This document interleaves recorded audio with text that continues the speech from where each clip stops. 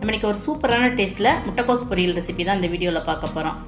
இந்த டேஸ்ட்டில் தான் கல்யாண பந்திலையும் நம்ம முட்டைக்கோஸ் பொரியல் வந்து சாப்பிட்ருப்போம். வாங்க ரொம்ப டேஸ்டியான இந்த முட்டைக்கோஸ் பொரியல் எப்படி செய்கிறது அப்படின்னு இப்போ நம்ம பார்த்துடலாம்.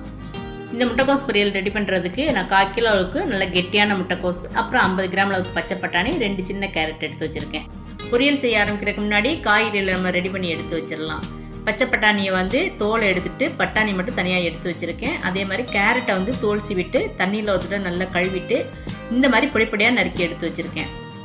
முட்டைக்கோஸை இந்த மாதிரி வாழைக்காய் சீவுல நான் பொடிப்பொடியாக துருவி தண்ணியில் ஒரு தடவை கழுவி எடுத்து வச்சுருக்கேன். நீங்கள் எந்த மாதிரியும் துருவி எடுத்து வச்சுக்கலாம். அப்படி இல்லைன்னா கத்தியில் கூட நீங்கள் பொடிப்பொடியாக நறுக்கி எடுத்து வச்சுக்கலாம். ஒரு பாத்திரத்தில் நறுக்கி எடுத்து வச்சுருக்க முட்டைக்கோஸ், பச்சை பட்டாணி, கேரட் இது எல்லாத்தையும் சேர்த்து இது கூட 1/4 கப்போட கொஞ்சம் குறைவாகவே தண்ணியும் நான் சேர்த்துருக்கேன். இந்த பொரியலுக்கு தேவையான உப்பையும் இப்பே நான் சேர்த்துட்டேன். இப்போ இதெல்லாம் சேர்த்து அடுப்பை மீடியம் ஃப்ளேமில் வச்சு குறைஞ்சது ஒரு 3 நிமிஷம் வரைக்கும் இது 3ஐயும் நம்ம நல்லா வேக வச்சு எடுத்து வச்சுக்கணும். இப்போ நீங்கள் விருப்பப்பட்டால் இது கூட 1/4 டீஸ்பூன் அளவுக்கு மஞ்சள் தூள் கூட சேர்த்துக்கலாம்.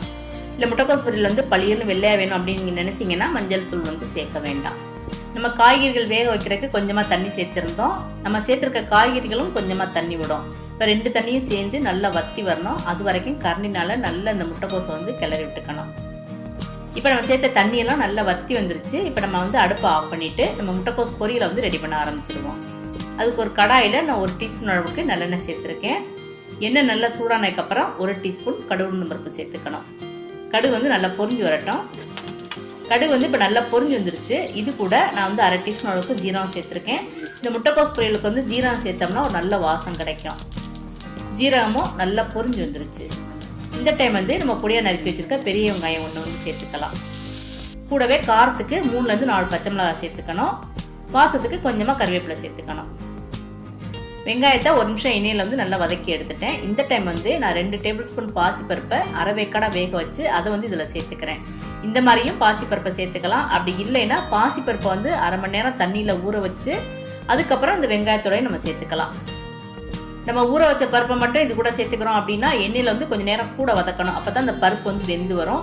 இந்த மாதிரி அரை வேக்காடாக வேக வச்ச பருப்பை சேர்த்தோம்னா நம்ம அதிக நேரம் வதக்கணுங்கிற தேவையெல்லாம் இருக்காது. இப்போ நம்ம வேக வச்ச காய்கறிகள் இது கூட சேர்த்து நல்லா கலந்து விட்டுக்கணும். நம்ம சேர்த்த பருப்பு காய்கறிகள் எல்லாம் நல்லா அந்த மாதிரி ஒன்று சேர்ந்ததுக்கப்புறம் கடைசியாக நம்ம வந்து தேங்காய் துருவல் சேர்த்துக்கணும்.